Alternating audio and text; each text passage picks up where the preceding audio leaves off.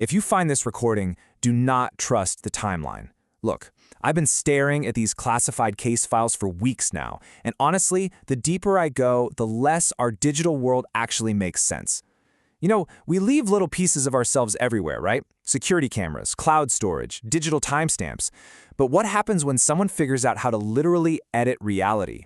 Welcome to this explainer. We're cracking open the case file on a true crime nightmare known as the vanishing hour. And guys, this isn't just your standard disappearance story. This is a genuinely terrifying look at just how fragile our digital footprints really are. We blindly trust our devices to record the absolute truth, but these files, they prove that the truth can be surgically removed. All right, let's set the scene. Suburban Ohio, dead of night. Imagine a freezing wind blowing down this completely empty street. There's this eerie, flickering street lamp casting these really long, creepy shadows over a black SUV that's just idling quietly. And the house it's parked near, it looks totally ordinary, but something is deeply unsettling about it. The TV is still glowing in the dark, empty apartment. Dinner is just sitting there, half-eaten on the table. The front door left completely unlocked. It's the static of a normal life that was just abruptly interrupted. But here's the thing, the physical space wasn't the primary crime scene. The digital one was. Detective Marcus Hayes pulls the family's security camera data, right? At 1:12 a.m., the room looks completely normal. 31-year-old Lena Parker is right there. But at 1:13 a.m., the signal is completely lost. And when it finally kicks back in, exactly an hour later at 2:13 a.m., the house is empty. Lena is missing. Exactly 60 minutes of time, and Lena herself were simply erased. And we're not talking about a glitch here. No file corruption. It was a surgically clean cut right through reality. So the case goes completely cold. That is, until Marcus gets an impossible message. It's an anonymous email. There's no sender, no subject line, just one single video attachment of Lena. But the digital timestamp, that's the hidden, chilling clue here, because it wasn't recorded yesterday. It wasn't recorded today. According to the metadata, this video was recorded tomorrow. No way, right? In this super dark, grainy video, Lena leans right into the camera. She looks absolutely terrified, but you can tell she's resolved. She whispers this warning that just sticks with you. She says, "This only makes sense if I disappear. Someone is changing the order of events." She wasn't just being paranoid. She was explicitly warning Marcus. Someone was out there manipulating the digital truth, literally writing her out of the present timeline. Section 1. Physical echoes, digital lies. So the absolute crux of this whole thing is the contradiction. Because the digital security data tells this perfectly neat little story, right?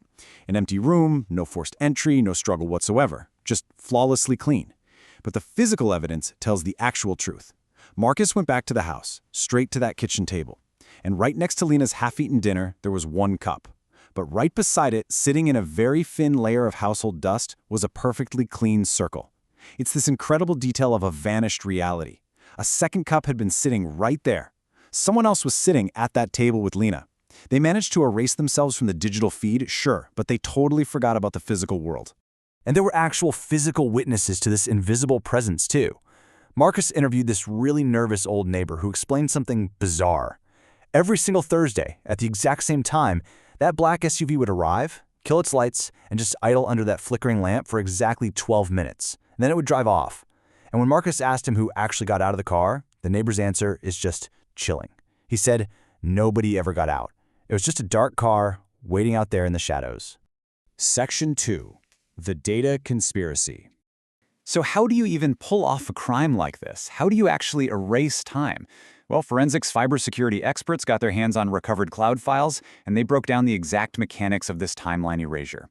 It's basically a three-step process. Step 1, Lena discovers massive financial fraud at a private data analytics company and is getting ready to blow the whistle.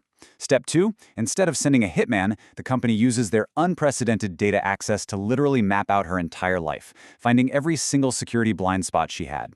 And step 3, a surgical scrubbing of her cloud timelines. See, altering a timestamp to say tomorrow isn't just a random glitch.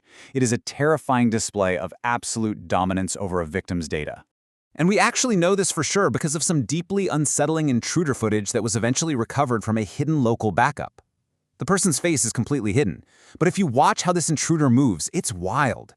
They aren't searching the house. They are actively navigating the exact camera locations, staying perfectly hidden inside millimeter-exact blind spots, basically moving as if they installed the cameras themselves. The sheer paranoia of absolute surveillance becomes very, very real when the people watching you decide to actually step inside your home. Section 3. The Master Schedule. Marcus is frantically tracing the anonymous upload, right? He manages to track the IP ping, and it leads him to this flickering, completely abandoned office building right on the edge of town. We're talking dead power lines, smashed windows, the whole shebang. But inside, deep down in the basement, Marcus uncovers this hidden, humming surveillance hub. Just rows and rows of monitors, and every single screen is showing Lena's house. Months of recordings, every possible angle, every daily habit, all meticulously logged in this dark, atmospheric nightmare of a room. And then the dread just totally hits the ceiling.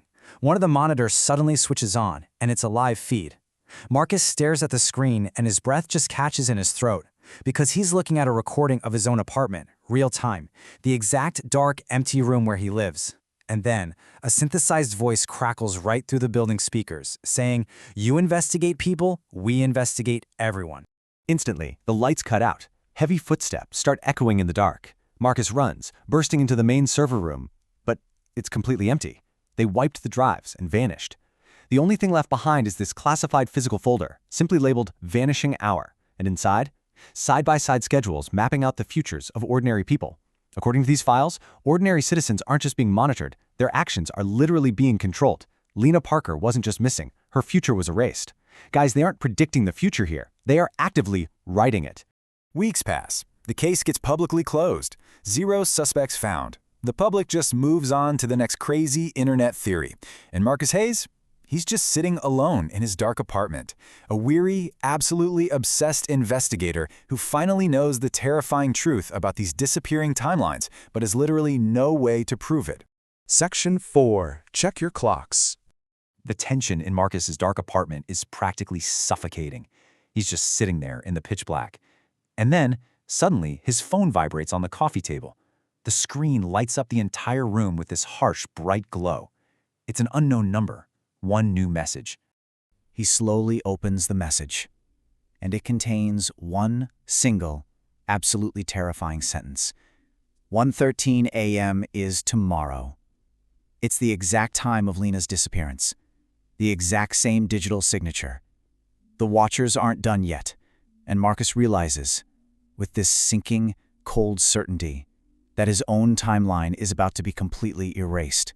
He slowly lifts his eyes from the phone and looks over at the glowing digital clock on his wall. 1:12 a.m. The numbers just hold there. The frantic, non-stop movement of his investigation has completely stopped. And now, against the relentless ticking sound of that clock, there is only the agonizing wait for the minute to roll over. So, I have to ask you, you, listening to this explainer right now, look around the room you're sitting in. Who is watching you right now?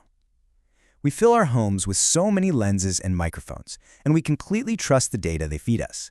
But what if someone else controls that data? Because if they do, they control your reality. The biggest takeaway from this whole explainer is chillingly simple. Some crimes don't erase evidence, they erase time.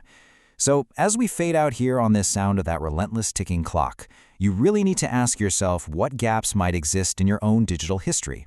Seriously, go check your cameras, check your timelines. Examine your own digital clues right alongside Marcus, and whatever you do, don't blink when the clock strikes 1:13. Until next time.